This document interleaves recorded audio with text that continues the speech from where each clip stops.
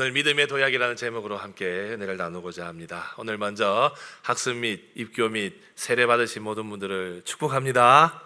오늘 이 삶의 순간이 여러분들의 인생에 정말로 결정적인 순간이 되기를 소망합니다. 그래서 오늘 우리 청소년들도 앉아 있어서 제가 오늘 설교는 저의 이야기를 좀 많이 하려고 해요.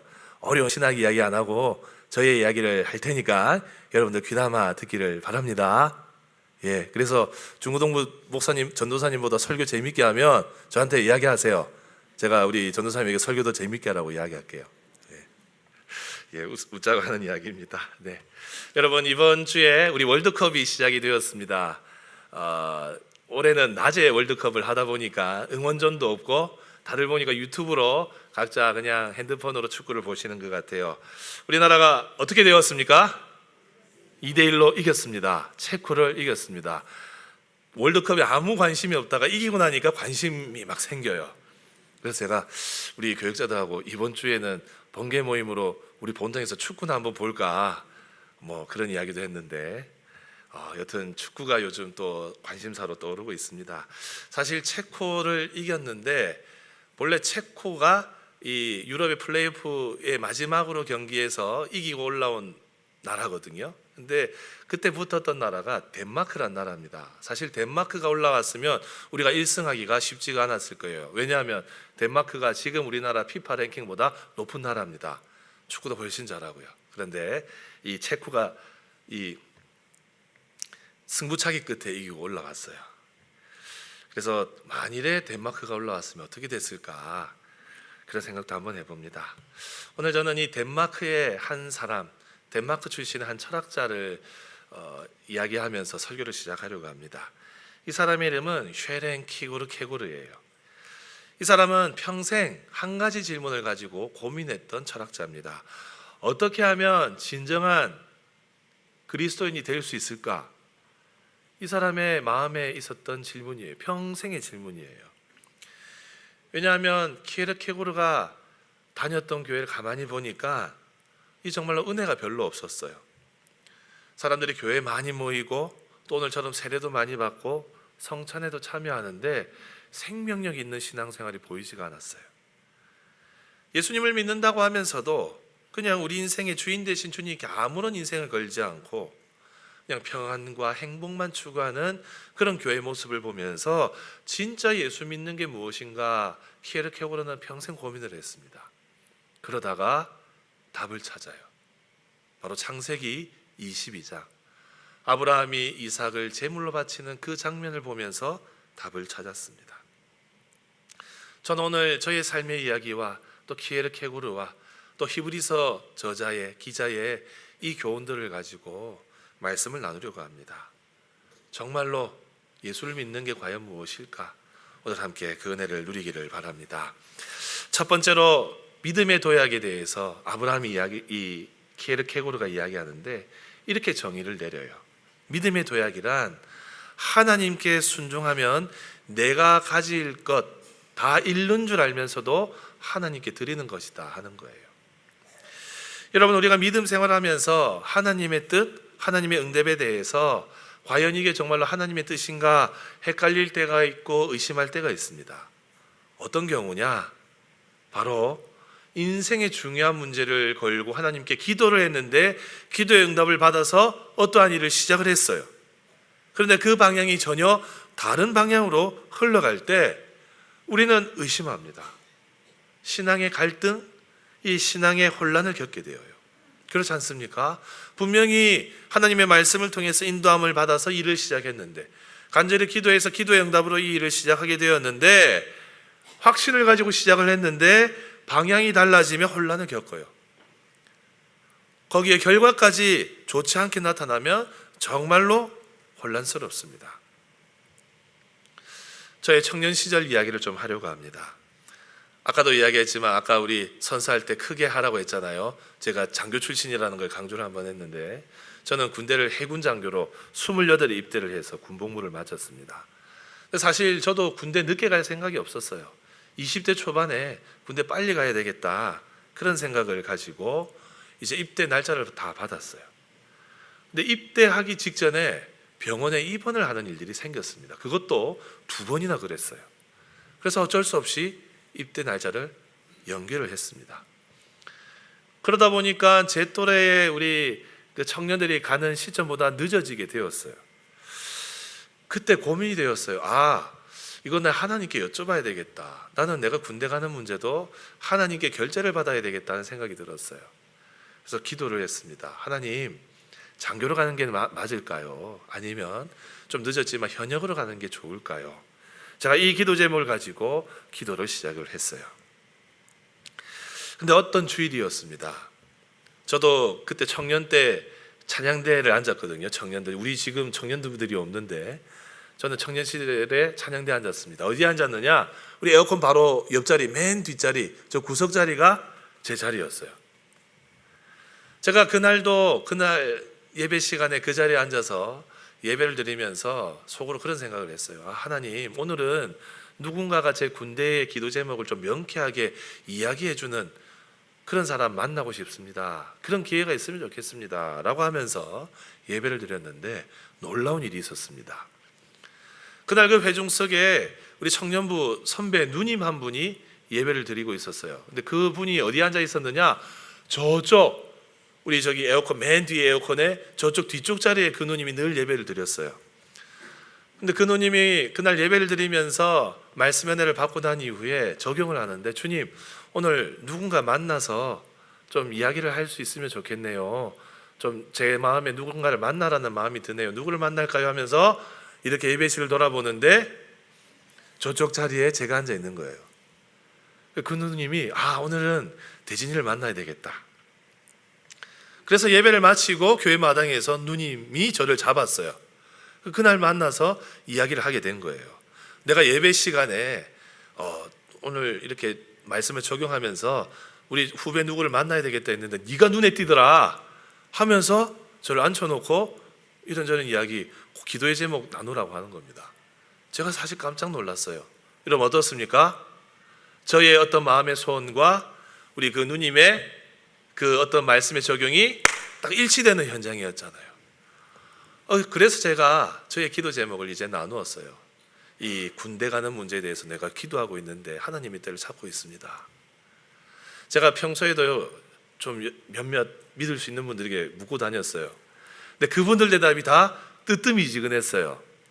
장교로 가는 것도 하나님의 뜻이고 현역으로 입대하는 것도 하나님의 뜻이다. 다 그렇게만 대답하는 거예요. 근데 그날 그 누님이 저의 기도의 제목을 듣고 딱 이야기했어요. 대진아, 장교로 가! 라고 이야기했어요. 제가 이걸 주님의 응답으로 붙잡고 확신하고 이제 장교로 가기로 마음을 먹었습니다. 근데 여러분, 이 이후에 해피엔딩으로 쭉 이어지면 좋겠는데 결국은 해피엔딩이지만 이 일이 쉽게 풀리지 않았어요. 졸업하기 직전에 장교 시험을 쳤는데 어떻게 되었을까요? 붙었을까요? 떨어졌을까요? 떨어졌습니다. 네, 여러분, 제가 그 이후로요 3년 동안 장교 시험 떨어졌어요. 무려 6번 떨어집니다. 제가 우리 청년들 중에 공무원 시험 준비하다가 낙방하는 친구들 만나면 이 이야기 꼭 해줘요. 야, 나 장교 시험 6번 떨어졌다. 그러면 회복되더라고요. 목사님도 6번 떨어졌는데 하면서 다시 마음을 이제 다잡고 하는데, 여러분, 한 번 떨어지면 핑계거리가 있어요. 컨디션이 좋지 않아서 떨어졌다 할 수 있어요. 두 번째 떨어질 때는 시험 문제가 어려웠다 하면서 핑계 댈 수 있어요. 근데 여러분, 3년 동안 6번 떨어지면요 그 낙심이 엄청 큽니다. 하나님이 응답하셨다 믿고 시작을 했는데 결과는 어떻지요? 반복되는 낙방이었어요. 참으로 낙심이 됩니다. 여러분, 우리 중에 그런 경험이 있잖아요. 기도 응답을 받아서 확실하게 확신 가운데서 사업을 시작했는데, 또 이렇게 기도 응답 받아서 새로운 직장을 찾았는데, 또 이렇게 새로운 환경을 통해서 무언가 시작할 수 있게 되었는데, 생각했던 것, 계획했던 것과 다르게 일이 진행이 되면 우리는 하나님의 응답에 대해서 고민합니다. 그렇지 않습니까? 하나님을 향한 믿음이 그때부터 흔들리기 시작해요. 분명히 응답해 주셨는데 왜 결과는 반대로 가느냐? 그러다 보면 하나님과의 관계가 멀어지죠. 여러분, 아브라함이 그런 상황에 놓일 수 있었어요. 근데 그런 상황 속에서 아브라함은 믿음을 드러냅니다. 오늘 말씀 17절 다 같이 한번 읽어봅시다. 시작. 아브라함은 시험을 받을 때에 믿음으로 이삭을 드렸으니 그는 약속들을 받은 자로 돼 그 외아들을 드렸느니라. 아멘. 여러분, 오늘 이 성경 구절에 중요한 두 장면이 나와요. 하나는 약속을 받은 자로 돼라는 구절이고, 하나는 그 외아들을 드렸느니라 하는 거예요. 여러분, 지금 아브라함 어떤 상황입니까? 하나님께서 내 아들 이삭을 바치라고 하셨어요. 근데 아브라함은 갈등이 될 수 없는 상황, 갈등이 될 수밖에 없는 상황이었어요. 하나님의 약속으로 이 아들을 받았는데 하나님께서는 이 외아들을 바치라고 하시는 거예요. 여러분, 아브라함 인생에서 이 이삭이 어떤 자리에 있습니까? 아브라함은 100세 때 이 아들을 낳았어요. 10여 년 이상 기도하면서 기다린 아들이 바로 이삭이에요. 근데 이삭은 단순히 아브라함이 그냥 사랑하는 그런 아들이 그래서 아니었어요. 이삭은 하나님이 아브라함에게 주신 약속의 전부였습니다. 큰 민족을 이루게 하겠다. 그 후손이 하늘의 별과 같이 많게 하겠다. 바로 너의 아들 이삭을 통해서 내가 이루겠다. 약속해 주셨는데 바로 그 아들을 제물로 바쳐라. 여러분, 그래서 이삭이 죽으면 어떻게 됩니까? 그러면 그 약속이 이루어지지 않아요. 네, 여러분, 아브라함이 어떻게 하지요? 순종하여 이삭을 드립니다. 어떻게 드릴 수 있습니까? 오늘 말씀은 많은 이야기 하지 않아요. 딱 한 단어예요. 믿음으로. 아브라함은 이삭을 드리면서 동시에 하나님의 약속, 이삭이 사라져도 끝나지 않는다. 하나님의 약속은 이루어진다. 그 믿음 가지고 이삭을 드린 거예요. 여러분, 우리는 생각합니다. 하나님, 이 상황 해결되면 제가 더 믿음으로 살겠습니다. 이 상황 해결해 주시면, 이 기도 응답되면 저는 더 열심히 헌신하겠습니다. 상황이 나아지게 하시면 더 주님을 신뢰하겠습니다 라고 하는데, 이 아브라함이 보여주는 믿음은 어떻습니까? 순서가 달라요.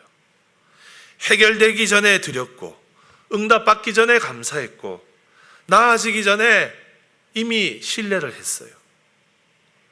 아들을 드리면 내 인생 전부가 잃게 되는 것을 알면서도 드리는 것, 이것이 믿음의 첫 번째 도약입니다. 사랑하는 성도 여러분, 여러분들의 마음 가운데 이삭 같은 것들이 어떤 게 있으세요?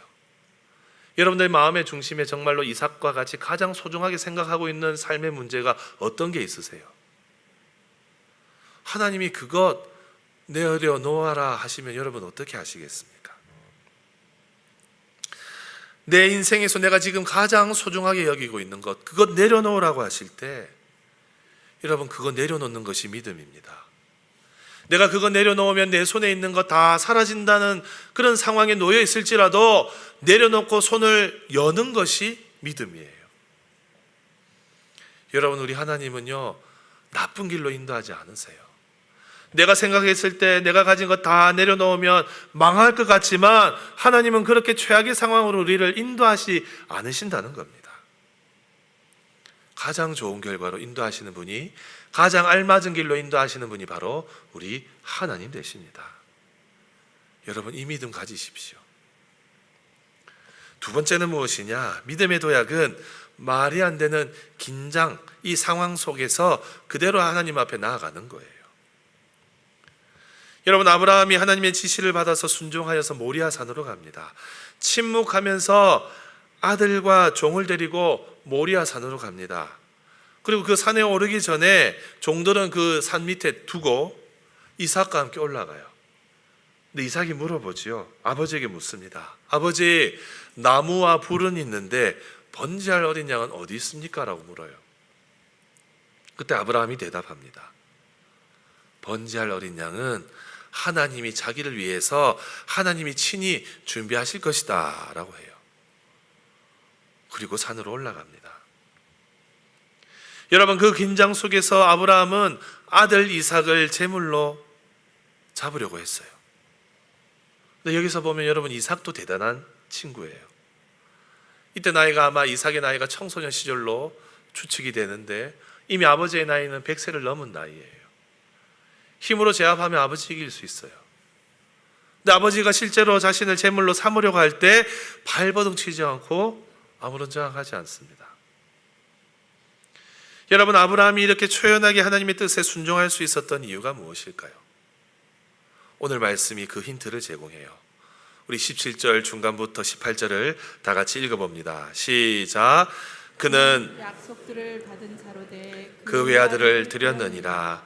그에게 이미 말씀하시기를 내 자손이라 칭할 자는 이삭으로 말미암으니라 하셨으니. 아멘.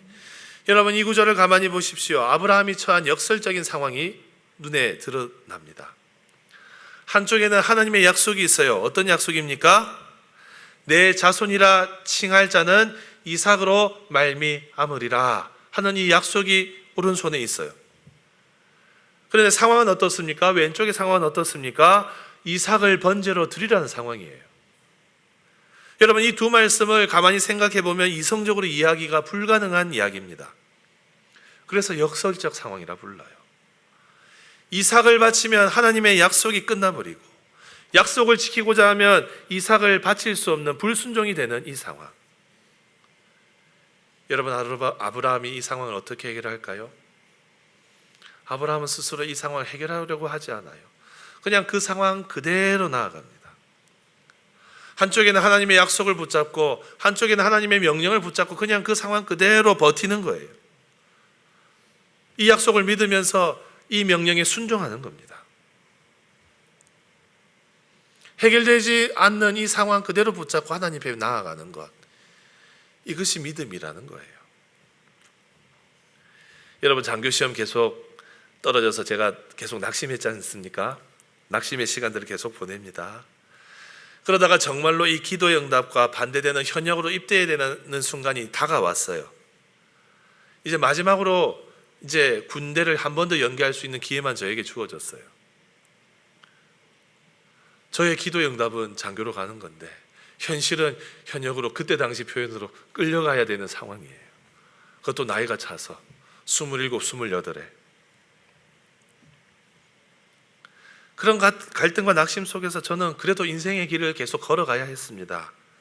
저는 그때 이미 집에다 독립을 선언했거든요. 제가 아르바이트해서 학비도 좀 내고 생활비도 벌어가면서 학교를 다녔거든요.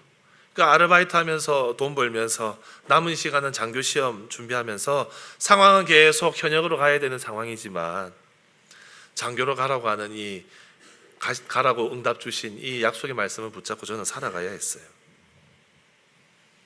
그렇게 하루하루 버티면서 갔습니다. 저도 갈등이 있었어요. 왜냐하면 저도 이후에 인생의 계획이 있었거든요. 이렇게 가면 내가 세워놓은 인생의 계획 다 틀어지지 않을까? 저 사실 군대 장교로 가서 그때 돈을 벌면 한 2천만 원 벌어 나올 수 있었기 때문에 그렇게 벌어서 로스쿨 가려고 했어요. 제가 제대할 때 로스쿨 1기가 시작될 때였거든요. 그래, 로스쿨 가서 변호사 돼야지. 이 계획을 가지고 있었던 거죠. 사랑하는 성도 여러분, 우리 인생에서 이런 믿음과 현실, 이 역설적 상황에 우리는 늘 놓입니다. 하나님, 저 이렇게 기도하면서 제 인생의 여러 방향을 찾아가려고 하는데 저 하나님 앞에서 이렇게 발버둥 치면서 사는데 왜 저의 상황은 더 악화가 됩니까? 말씀을 통해서 인도함 받고자 하는데 왜 제 삶은 계속 꼬여만 가는 겁니까? 여러분, 우리는 기억해야 돼요. 바로 하나님께서는 바로 우리의 삶에 주어지는 이 역설적인 상황 속에서 우리의 믿음을 보기를 원하고 계세요. 하나님은 전능하시고 하나님은 선하시다고 배웠는데 여러분, 우리 현실이 고통스러울 때가 너무 많잖아요. 하나님이 우리와 함께 하신다고 임마누엘의 하나님이라고 말씀하시는데 내 삶은 너무 외로워요. 기도하면 응답하신다고 말씀하시는데 내 기도는 하늘에 닿고 있지 않는 것 같이 느껴져요. 이런 긴장 속에서 우리는 이런 두 가지 고민을 하죠. 하나는 억지 논리 만들어요. 일이 잘 안 풀리는 거 저 사람 때문이야. 내가 공경에 처한 것은 저 환경 때문이야. 내가 장교시험 떨어진 것은 그날 컨디션이 안 좋아서 그래. 내가 장교시험 떨어진 것은 그날 유독 내가 치는 그 과목만 어려워서 그래. 핑계댑니다. 다른 하나는 믿음을 포기하는 거예요. 역시 하나님은 없어. 그래, 하나님 계신다 해도 나랑은 별 상관없는 분이야. 그렇게 결론을 내려버리죠. 네, 여러분, 오늘 말씀이 보여주는 믿음의 도육은 그 어느 쪽도 아니에요. 긴장을 해소하지도 않고 그냥 그 긴장 그대로 하나님 앞에 가져가는 겁니다. 하나님, 지금 저의 상황은 이해가 되지 않습니다. 하지만 저는 하나님을 놓지 않겠습니다. 하나님, 저는 지금 하나님 믿고 싶지 않은 상황입니다. 그럼에도 저는 하나님 믿겠습니다 하는 것. 여러분, 이것이 믿음의 두 번째 도약이에요. 아브라함이 이렇게 고백하면서 모리아산 올라간 것 같아요. 사랑하는 성도 여러분, 이러지도 저러지도 못하는 상황 속에서도 하나님의 약속을 믿는 것이 믿음입니다. 여러분, 우리 중에 지금 상황 속에서 이러지도 저러지도 못하는 난처한 상황에 놓인 분들 계십니까? 여러분, 그 상황 가지고 그냥 하나님 앞에 무릎 꿇으십시오. 해결되지 않는 그 상황 그냥 하나님 앞에 내려놓으십시오. 이 방법 취해볼까? 저 방법 취해볼까? 고민하지 마시고 상황 그대로 주님 앞에 내려놓으십시오. 그게 바로 믿음입니다. 그럼 여러분, 이 상황을 통해서 우리는 어떻게 문제를 해결받을 수 있을까요? 오늘 세 번째 교훈입니다. 믿음의 도약은 아무도 대신할 수 없는 자리에서 홀로 하나님 앞에 설 때 답을 얻을 수 있어요. 여러분, 19절 다 같이 한번 읽어봅시다. 시작. 그가 하나님이 능히 이삭을 죽은 자 가운데서 다시 살리실 줄로 생각한지라. 비유컨대 그를 죽은 자 가운데서 도로 받은 것이니라. 아멘. 여러분, 이 19절 한번 곰곰이 한번 보십시오. 아브라함이 능히 하나님께서 이삭을 죽은 자 가운데서 다시 살리실 줄로 어떻게 했다고요? 생각했다라고 하고 있어요. 여러분, 아브라함이 이 생각을 언제 했을까요? 궁금하지 않으세요? 아브라함이 이 생각을 했대요.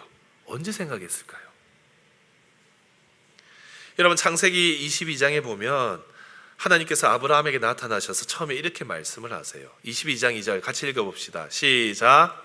여호와께서 이르시되 내 아들 내 사랑하는 독자 이삭을 데리고 모리아 땅으로 가서 내가 내게 일러준 한 산 거기서 그를 번제로 드리라. 아멘.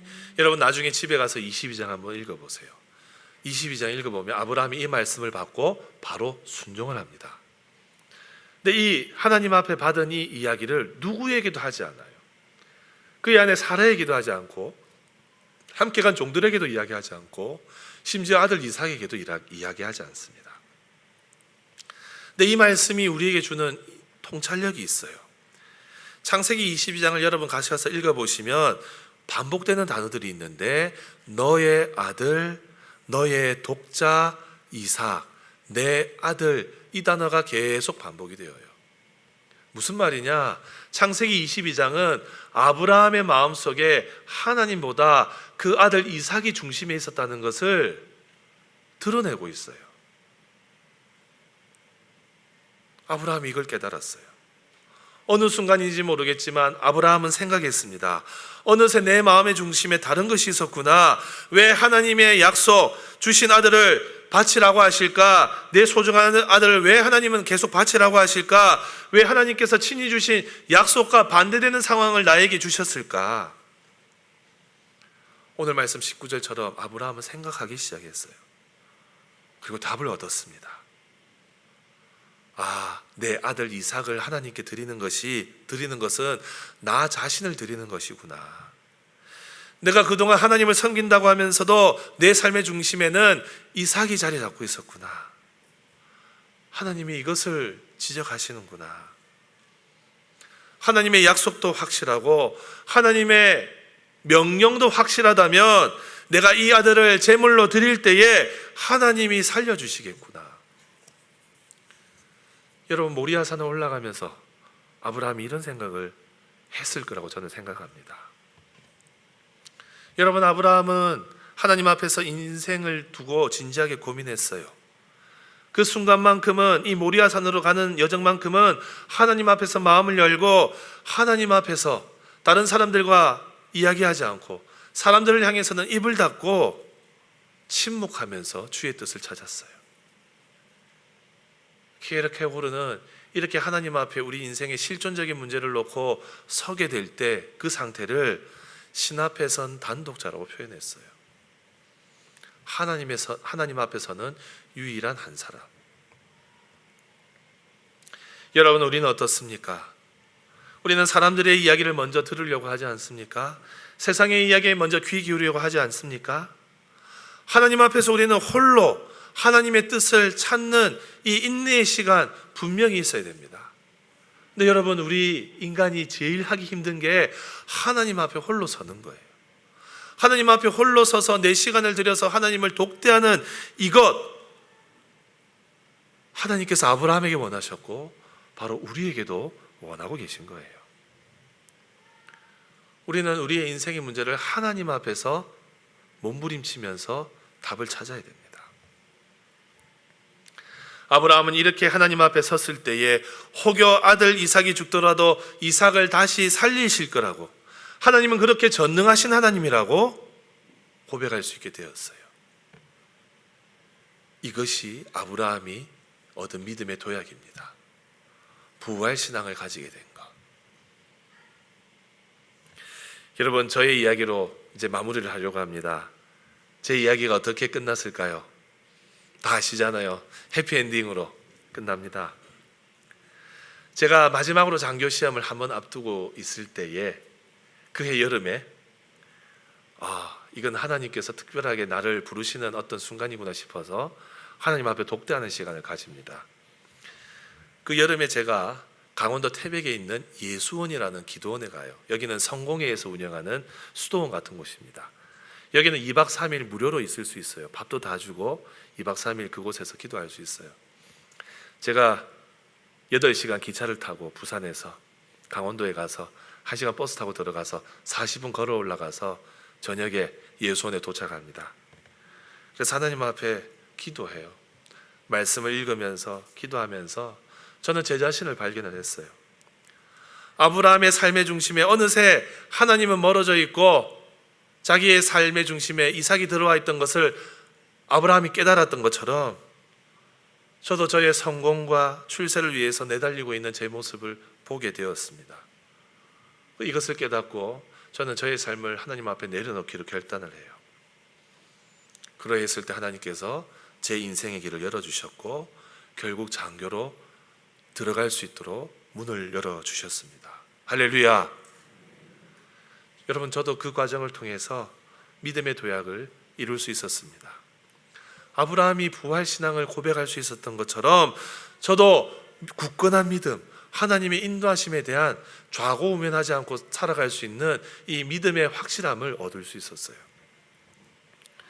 그전에는 제가 제 주도권을 잡고 제 계획대로 살았다면 이 순간 이후에는 하나님께 전적으로 맡기고 또 삶 가운데 고난이 있고 유혹이 있고 여러 가지 어려움이 있어도 크게 흔들리지 않는 그런 굳건한 믿음, 그런 인내의 마음을 저에게 주셨습니다. 사랑하는 성도 여러분, 믿음은 대리가 아니에요. 누가 믿어주어서 나의 구원 이룰 수 없습니다. 오늘 학습과 입교와 세례 받으신 여러분들의 입술을 통해서 신앙 고백을 했지 않습니까? 이 자리에 앉아있는 부모의 신앙으로 구원받지 못해요. 이 자리에 있는 담임 목사의 신앙으로 여러분들 구원받지 못해요. 구원은 하나님의 인도하심은 전적으로 하나님 앞에 우리가 홀로 설 때에 경험할 수 있는 은혜입니다. 사랑하는 성도 여러분, 믿음은요, 내가 다 잃는다는 것을 알면서도 하나님께 드리는 것이에요. 믿음의 도약은요, 말이 안 되는 긴장 상황 그대로 하나님 앞에 가지고 가고 엎드리는 거예요. 믿음의 도약이라는 것은 아무도 대신할 수 없는 그 자리에서 홀로 하나님 앞에 서는 것입니다. 우리 중에 아브라함이 올라간 모리아 산과 같은 그런 삶의 자리에 있는 분들 계실 거예요. 이러지도 저러지도 못하고 또 하나님 앞에 응답받고 일을 했지만 여러 가지 곤란한 상황 속에 놓인 분들, 하나님의 말씀에 순종하고 싶은데 내 현실이 막아서고 있고 하나님 앞에 기도하고 싶은데 내 입술이 열리지 않고 하나님을 믿고 싶은데 믿어지지 않는 그 자리. 여러분, 바로 그 자리가 여러분들의 믿음이 도약하는 자리입니다. 여러분, 그 자리에서 하나님을 신뢰하시기를 바랍니다. 여러분들의 삶을 하나님께 믿음으로 맡기시기를 바랍니다.